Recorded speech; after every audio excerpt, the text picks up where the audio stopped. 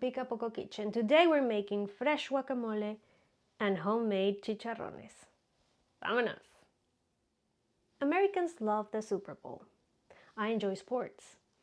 I stopped following the NFL around 2016 and transferred all of my love to football.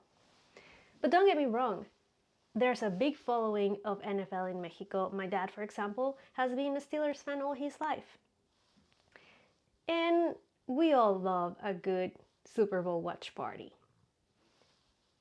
I'm pretty hyped for this year's because Benito's gonna give us the show of our lives.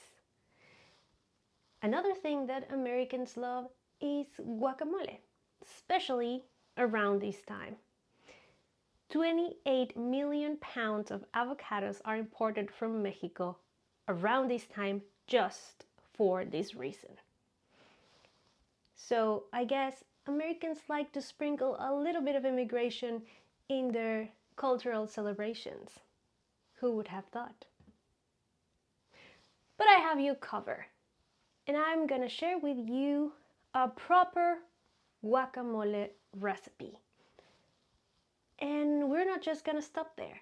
I'm also gonna teach you how to make some crispy, fresh chicharrones. Let's get to it. For the chicharrones, we're gonna need pork belly. In this case, I have 1.5 pounds of pork belly. I got this in the supermarket. It was a small package, and that was fine by me since it's just my husband and I. But I highly recommend, if you are planning to make more, the Costco. I'll be making thin strips out of my pork belly. You can decide how thick you want it. The thicker they are, the longer it's gonna take for them to fry. Also, I recommend doing thinner, especially if you're doing a smaller batch, because the thicker they are, the more oil you're gonna need and the bigger a pot. So do as you wish, but I do recommend to stick around 1/2 inch as the thinnest. And something I should have done before cutting it into strips was to score the fat layer. And another tip to make the cutting of the strips easier would be to freeze your meat, cut it, and then thaw it out. When you cut the fat, just make sure not to go to the meat. Stick right there on the fat layer, just like this. There are different ways to cook your chicharrones. This is the one that I have found that shortens the time a little bit more.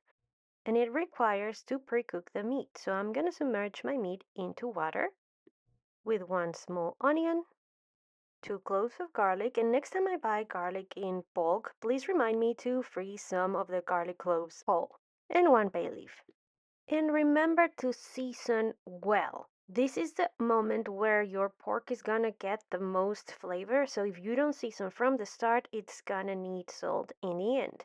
So you can use salt and pepper or even some pork bouillon.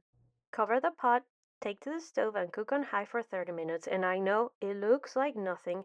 It looks as if this pork was a member of the Cullen family, but don't worry, we're gonna get to a better place. Retrieve from the water and pat dry. In fact, you can do it 1 day ahead. Leave it in your fridge because moisture is the enemy of crispiness.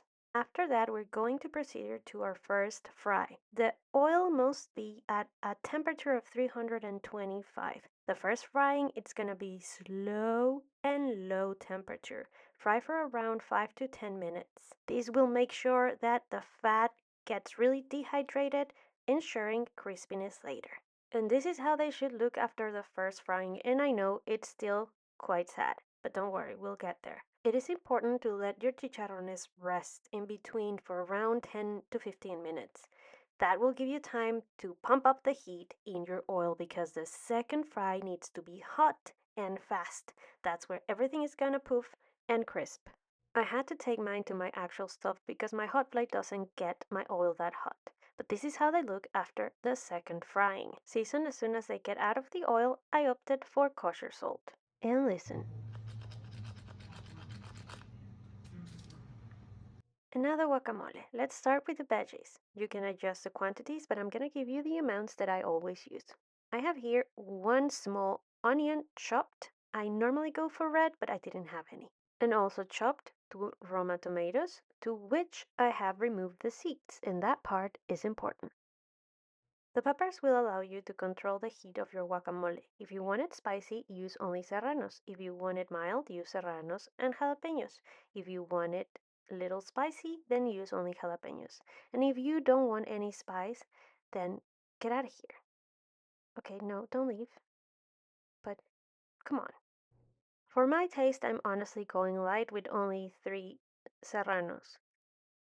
But I like to play with the textures and the spiciness of the peppers themselves. So the first and the spiciest pepper, the smallest one, I'm gonna leave full with seeds and all. The second one, I'm gonna chop in smaller pieces and just remove the excess of the veins. And for the biggest of my peppers, I'm gonna chop it into very, very teeny pieces and I'm gonna remove the seeds and veins. Just to have a mixture of different, just to add a variety of experiences in each bite. And of course, you can never leave out a handful of fresh cilantro. Just make sure to chop it finely to avoid awkward smiles amongst your guests. Mix it up. And if you want to make this ahead, stop right here, store it in your fridge, and take it out when you're ready to make the guacamole. When you are, add 1 tablespoon of olive oil and season. Salt and pepper. You'll need to taste and adjust later, but don't be shy. And at this point, I'll also be adding the juice of 1 lime. And now for the bad bunny of this show, avocados. I will be using 5 Hass avocados that are properly ripened. If you want to make sure that your avocados will be right on point, buy them ahead of time, slightly under ripen, place them in a paper bag so they can release their ethylene gas and speed up the ripening process. I will be using my molcajete. If you don't have one, don't you worry. I just implore you, please do not use a blender or a food processor. We're not making a smoothie. You want texture. You want some bite into your avocados. So add them to a bowl and use a fork to mash them. Veggies ready, avocado ready. Let's put them together. Now carefully and with a spatula and circular motions, we're gonna mix it together. Right at this point, I'm gonna add the juice of another lime. We added a good amount of avocado, so we need to season again. And here comes my favorite part, taste and adjust. And then of course, taste again, and again, and then stop yourself, otherwise you'll be left with nothing. And I always like to serve my guacamole in the molcajete, and in this case, I'll top it up with some of the crispiest chicharrones. And here you have it. I promise you that this bowl is gonna make you the winner. And I know I'm saying it myself, but every time I bring this guacamole anywhere, just like the vi tirar más fotos, it's always a hit. To give it a nice contrast, these chicharrones will make everything even better.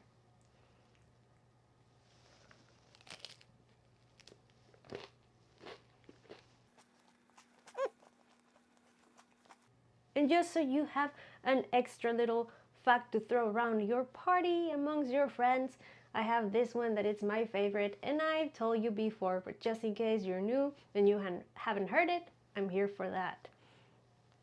Aguacate in Nahuatl is aguacatl, which is basically testicle. So guacamole would be a sauce of avocados. So I leave the full translation to you. Okay, don't say that before you serve. Say that after your guacamole is finished, just for a little laugh. I really hope you make it, and if you do, please let me know in the comments what your friends and family said about it. If you enjoy this recipe just like this video, please share it with your friends. Like, subscribe, and be notified. And for more, follow me on the socials. Adios, amigues. But wait, sonrían.